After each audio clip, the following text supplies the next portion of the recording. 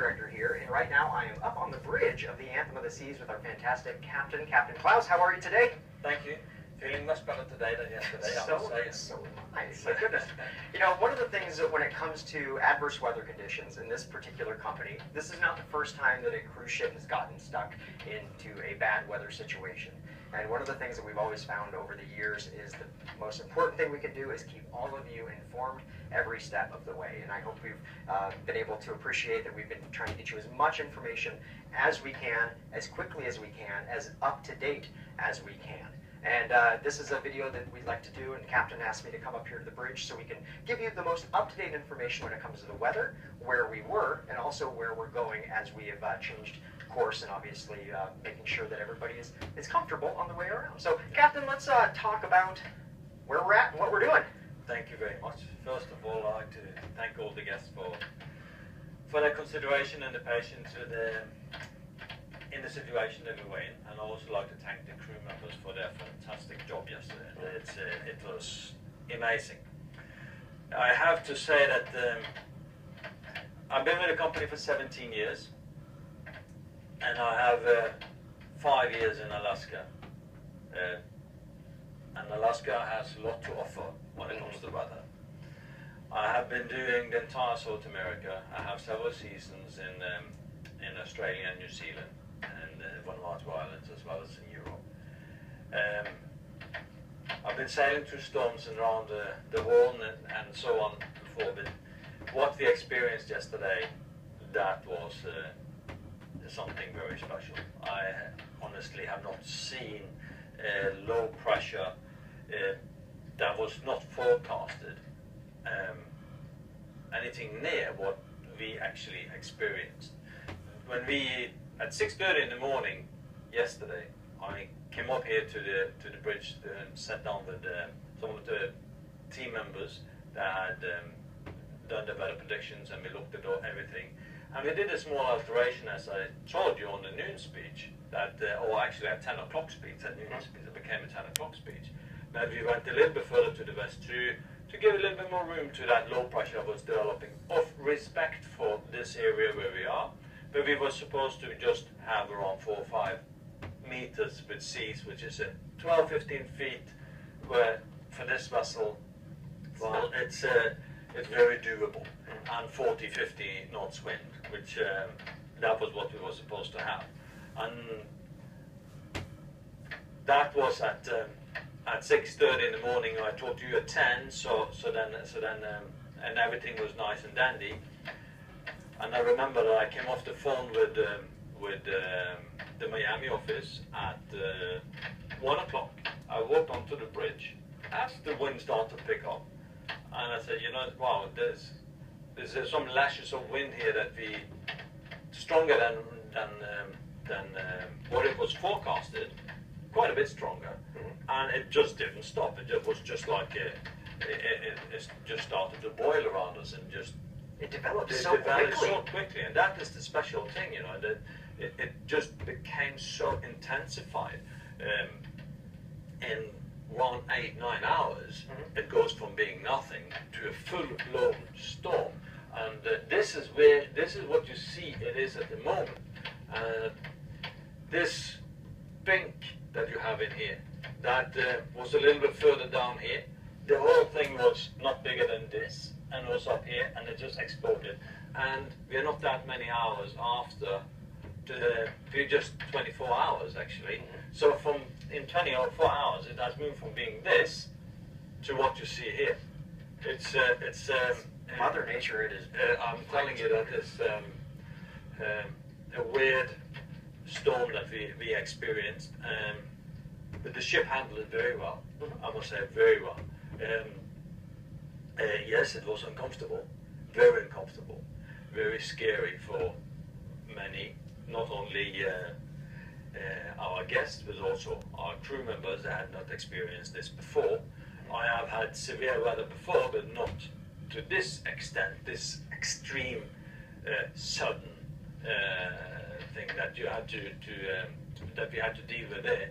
So there was a lot of thoughts going around, but you know, for the professional team that was on board, I'm extremely grateful for the ability to keep the heads calm, do what they're supposed to do, keep on with the job, making sure things are being done safely, whatever they're doing, ensuring that they look into possibilities that may happen and so on in case we encounter this and this and this. So the team worked very, very nicely, and I thank all the guests again for listening and go back to the staterooms. For those that were sitting in the lounges that felt more comfortable there, thank you for sitting put there, because if you had roamed around the vessel, well, a sudden move can harm people, you know. Yeah. Something can come loose, and we saw that. We had stuff that flew around, and if we went to the outside of the ship, the strongest winds that we had was 150, 160 knots of wind. That is 170, 180 miles an hour wind on the outer deck.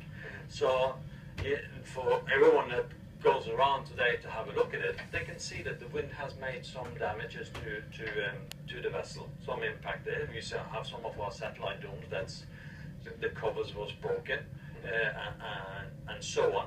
So it's and on board the vessel that we had movement. So we have some hot plans that broke, and of course that looks extremely bad when you see that just all over the place. It's so with all in all, I'm very pleased with the ship and its condition. Very nice and safe ship. It's less than a year old, and now this is the third storm that I had this ship in. I took this ship from the yard. I brought it into service. I took it over to New York when we came over with it, and now I'm back on board again after a nice holiday.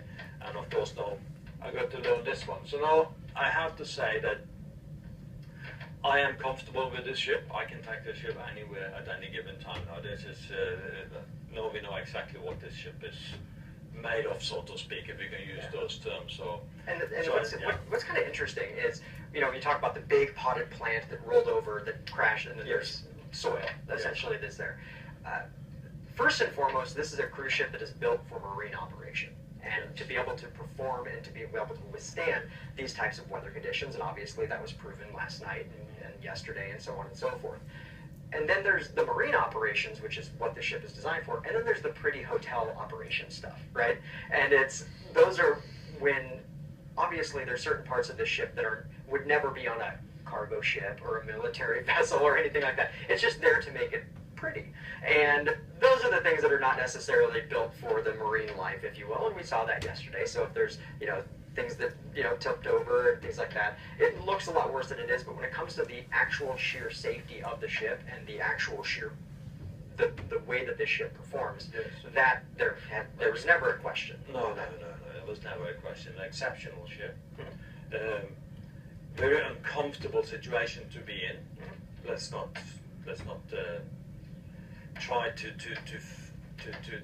emulate that in the future. No. It was extremely uncomfortable for absolutely every single one, and me as the captain responsible for the entire operation on board and the safety of everyone on board the vessel. Of course, I felt every single moment yesterday. You were always on my mind, and that's the safety, the comfort of the guest and the crew and the vessel. That's paramount to whatever we do. Everything else is secondary, and that is what I like to talk about now, because now we talk about that we have actually made a decision to turn the vessel around and go back to Bayonne. We have to remember that this cruise was going to Orlando, we were going to Nassau, and we were going to Coco Cay. This storm put us behind schedule, so one of the ports will have to be cancelled anyway, so to speak. You know, as sad as it is, that is the reality. So we looked into Port Canaveral, Orlando, and when we looked at that, then we saw that there's actually another low pressure that's going to come from the inland, and it's going to come over here, and in this little cove over Jacksonville, it's starting to develop another low. And that low is being fueled by this massive center here. So that can be very, very strong as well.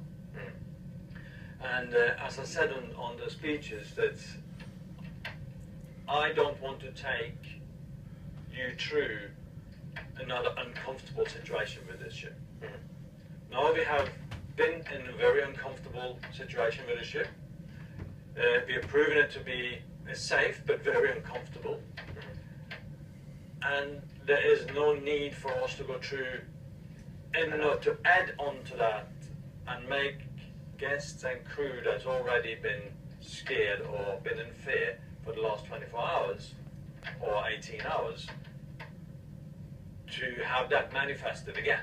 Yeah. And by going in with this, it will also affect the Bahamas Islands, that's down here. I know you're looking at Nassau, that is notorious for strong winds in the morning and lashing winds coming through. And then you have Coco Cay, which is sitting out here, up here. That is, if we have bad weather, well, it is a small, sandy, beautiful island that we have, but it's also very affected by bad weather. Yeah, and for those of you who've never been there, it's actually a tendering port where we cannot dock the ship. We actually have to bring the ship with these little boats that run back and forth. And if the weather is we would have been able to. No, but it's absolutely beautiful, beautiful place. It is. Yeah. But taking the weather situation into account, the comfort of all our guests, and what happened on board the vessel, that they like to have sorted going into the future, it will just be the right thing to do to return to New York and say that I'm sorry, this cruise did not work out. We are refunding you for the cruise. We're giving you 50% future cruise credit. So yeah, it's for that. And as well, instead of if some wanted to leave, but some will opt to leave when the ship goes back into port, having to fly home instead of being delivered at your doorstep again. This was also one of the decision-making conditions there. So back to the weather situation as we are. This is how it is at 1 o'clock this afternoon. So an hour ago, this is the latest that we got in. So you can see it's a very, you see we are sitting here at the moment, and we will be sailing up to New York. Captain, are these the weather conditions when we see like Doppler radar, winds and cloud, or is this the wave conditions and wave heights?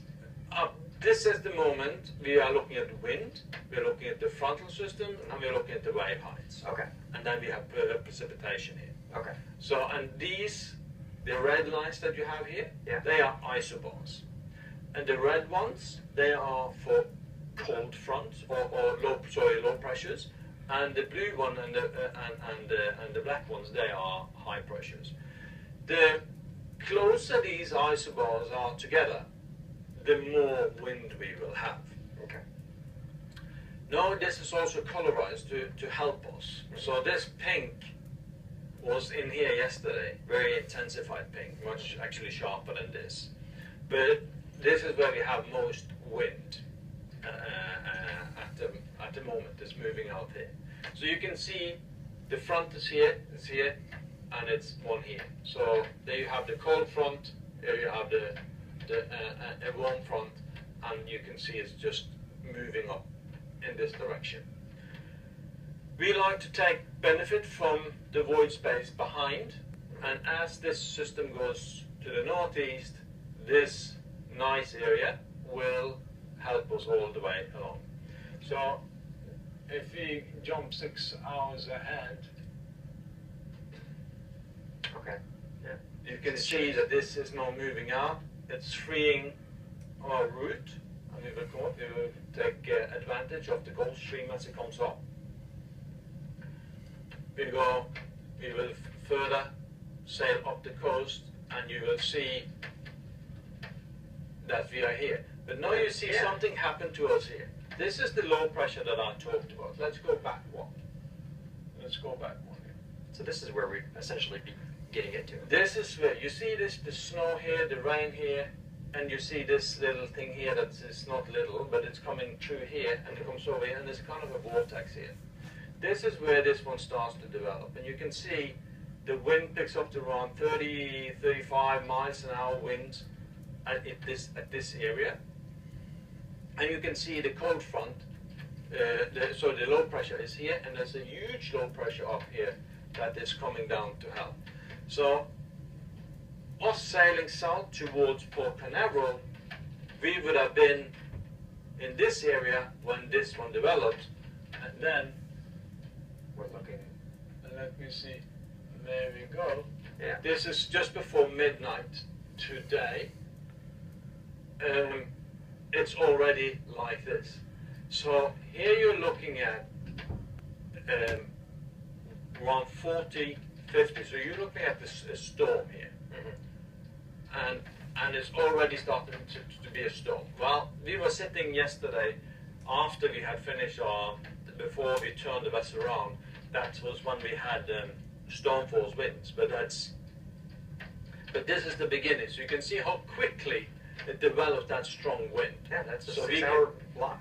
Exactly. Yeah. So, being where we are, been through what we have gone through, knowing that this one will develop quickly, I don't feel comfortable that to compromise the comfort of our guests and crew again by something that's going to explode and be stronger than actually what it is. And then it's better to take care of this void and sail back home to Bayonne all the way. As you can see here, it still develops and it comes up, and we will be sailing.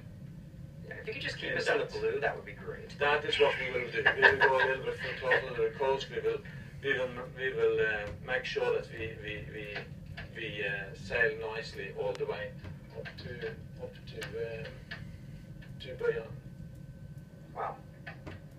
That is what. But you can see this thing merge, and it's just a big center, which Europe can just sit and wait for, because it's going to end up over there, give them another winter storm on that side. So basically, that is what it is. What we're talking about.